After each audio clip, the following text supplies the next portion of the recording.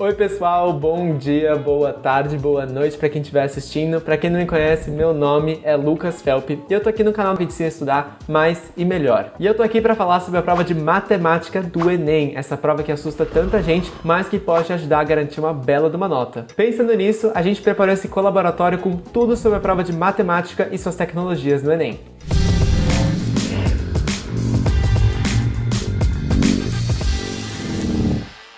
Primeira parte, a prova. Primeiro, a gente tem que lembrar que a prova de matemática é a única prova do Enem que é só de uma matéria, é só de matemática. Ou seja, garantir uma boa nota em matemática vai te ajudar a garantir uma boa nota no geral, na nota final do Enem. Ela é composta por questões de diferentes níveis de dificuldade, e isso é importante pelo sistema de correção da TRI, Teoria de Resposta ao Item. A gente já falou da TRI naquele vídeo que eu falei sobre tudo da prova do Enem, e ele é importante porque é esse sistema que vai ser usado para corrigir a sua prova. Esse sistema ele vai pegar se você acertou questões difíceis ou fáceis e ver se você poderia ter chutado em algumas delas. Por exemplo, se você acertou uma questão muito difícil, mas errou uma questão fácil, ele vai achar que você chutou a questão difícil, então você ter gastado aquele tempo na questão difícil não adiantou muito. Por isso, uma boa dica é você sempre começar fazendo as questões fáceis, garantir as questões fáceis para você não cair nessa pegadinha da TRI e eles acharem que você chutou. Então comece fazendo as questões mais fáceis e no final, no que der tempo, você faz as questões difíceis.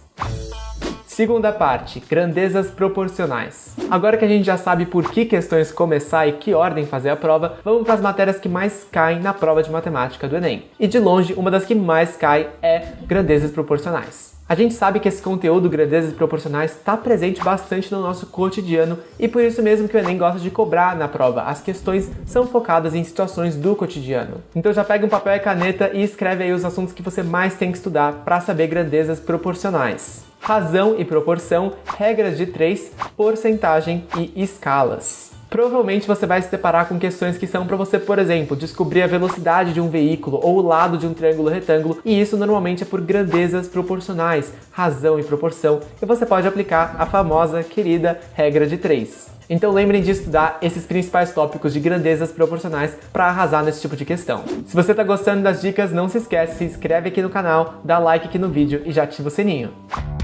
Terceira parte, funções. As funções matemáticas são um assunto que você vai com certeza se deparar na hora da prova. É um assunto que o Enem ama cobrar e que cai muito também no nosso cotidiano no geral. Como eu falei, essa é a abordagem que o Enem gosta de tratar nos exercícios. Aqui você vai precisar voltar lá para o básico, estudar as funções de primeiro, de segundo grau, função linear, função quadrática, as fórmulas dessas funções para você conseguir resolver qualquer exercício. Treina também identificar os diferentes coeficientes das funções de primeiro e segundo grau, coeficiente linear, coeficiente angular. Se você sabe do que eu estou falando, você já estudou, se não, volta lá para estudar e também calcular as raízes, os zeros dessas funções. Geralmente o Enem nem fala que há uma questão sobre funções, mas dá uma situação do cotidiano em que você vai ter que aplicar uma função. Então fica ligado nos números que aparecem no enunciado e como você pode formular essa função de primeiro ou de segundo grau, como for necessário. Nesse caso, é muito importante prestar atenção na leitura do enunciado, fazer uma leitura com atenção, com concentração, para identificar esses números e o que você vai ter que fazer com eles. Então lembrando, foquem em estudar função de primeiro e segundo grau para a prova de matemática do Enem.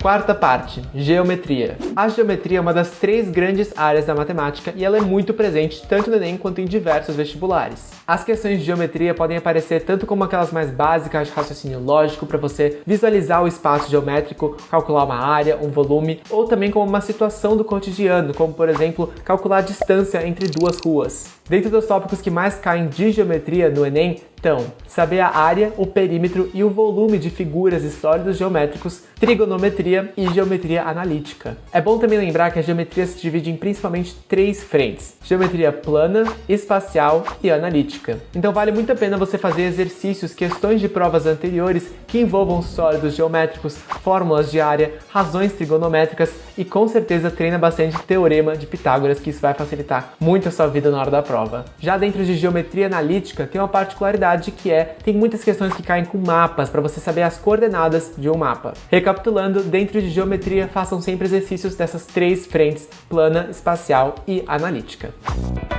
Quinta parte, unidades de medida. Não tem jeito, embora muita gente não goste, na prova de matemática do Enem você vai ter que usar muito aritmética porque cai bastante na prova. A gente pode dividir a aritmética em duas partes, a mais básica e a mais avançada. A mais avançada envolve média aritmética, progressão aritmética, mas aqui a gente vai focar na parte mais básica primeiro, que são as 4 operações da matemática: soma, subtração, multiplicação e divisão. Parece até fácil demais, né? Mas essa é a base de todas as questões da matemática e de toda a prova de matemática do Enem. Você vai ter que dominar, você vai ter que saber com clareza essas operações para resolver qualquer uma das questões. E embora você não tenha pensado de cara nisso, tem uma grande parte da prova que só cobra as 4 operações da matemática. Questões de, por exemplo, cálculo de conta de luz, valor do litro da gasolina, compras no mercado, entre outros exemplos. Então aqui é importante não só você dominar as 4 operações básicas da matemática, mas também fazer todo tipo de cálculo com elas, envolvendo números negativos, números decimais, com vírgula,